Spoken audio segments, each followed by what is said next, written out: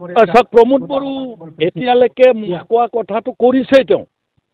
তেওঁ যিটো কাম কৰিছে আজি আপোনালোকে যদি আমাৰ অধিকাৰবিলাক BTCত চুক্তিমতে যিবিলাক অধিকাৰ আছিল এটা অধিকাৰ লৈ গৈছে গতিকে এটা DC আছে DCকে এটা ক্ষমতা তেওঁ ইতিমধ্যে হস্তান্তৰ কৰিছে তেওঁ 16টা ডিপাৰ্টমেণ্ট তেওঁ গতাই দিছে ল'ৰা ছোৱালীসকলৰ যি চাকৰি দিয়াৰ ক্ষমতা সেই ক্ষমতা ৰাজ্য চৰকাৰে ইতিমধ্যে এক্সাৰচাইজ কৰিলে গতিকে বেলেগে আৰু কি বিক্ৰী কৰিবলৈ আছে মইতো ভাবোঁ যে ভৱিষ্যতে প্ৰমোদ বড়ো ডাঙৰীয়াই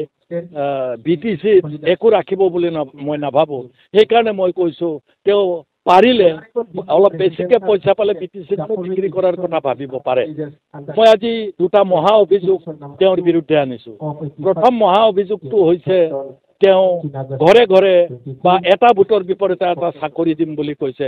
প্ৰমোদ বড়োৱে ৰাজহুৱা মঞ্চত উত্তৰ দিয়ক ক'ত আপুনি চাকৰি দিলে নাম্বাৰ 1 নাম্বাৰ 2 তেওঁ কৈছিলে এইখন ছুইজাৰলেণ্ড বনাম বুলি এতিয়া BTCখন ছুইজাৰলেণ্ড হৈছে নে হাগ্ৰামা মহিলাৰে বনোৱা ৰাস্তাকেইটাকে তেওঁ ৰিপেয়াৰ কৰিব পৰা নাই কোনখন তেওঁ তললৈ নিলে নে ওপৰলৈ নিলে গতিকে প্ৰমোদ বড়ো ৰাজহুৱাভাৱে উত্তৰ দিয়ক যে তেওঁ এইখন কি যুক্তিত ছুইজাৰলেণ্ড বনাব খুজিছিল এই দুটা মহা অভিযোগ দিছোঁ আৰু বহুত অভিযোগ আছে